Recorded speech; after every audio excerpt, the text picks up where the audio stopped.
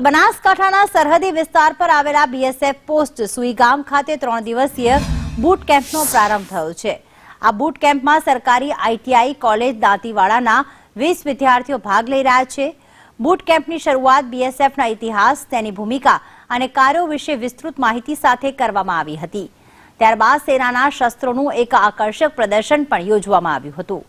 3 દિવસીય બૂટ કેમ્પમાં દરમિયાન વિદ્યાર્થીઓને પડકારજનક અનેક પ્રવૃત્તિઓમાં ભાગ લેવાની તક મળશે, જેમાં શારીરિક તાલીમ, યોગ, અવરોધ ક્રોસિંગ, નકશા અભ્યાસ, નિશસ્ત્ર લડાઈ, હથિયારોની તાલીમ, સર્વાઇવલ તકનીકો સાથે રૂટ માર્ચનો સમાવેશ થાય છે। કાર્યક્રમમાં કેમ્પ ફાયર, સ્થાનિક જોવાલાયક સ્થળો અને નડાબેટની સરહદની મુલાકાતનો પણ સમાવેશ થાય છે, જ્યાં સહભાગીઓ આઇકોનિક રીટ્રીટ સેરેમનીના સાક્ષી બનશે।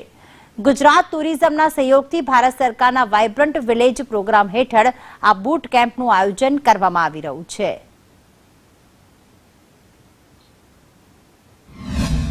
इस 3 दिन के बूट कैंप के दौरान इन बच्चों को जो बीएसएफ के जवान हथियार इस्तेमाल करते हैं उसके बारे में जानकारी, जो बॉर्डर पर हम ड्यूटी करते वक्त कैसे दुश्मन के ऊपर निगरानी रखते हैं उन सर्वेलेंस के बारे में जानकारी देना, और इस दौरान बच्चों की जो है फिजिकल फिटनेस का भी जो है ध्यान रखा जाएगा। ऑब्स्टेकल कोर्स भी करवाया जाएगा और अनआर्म्ड कॉम्बैट उसके बारे में भी इनको जानकारी दी जाएगी।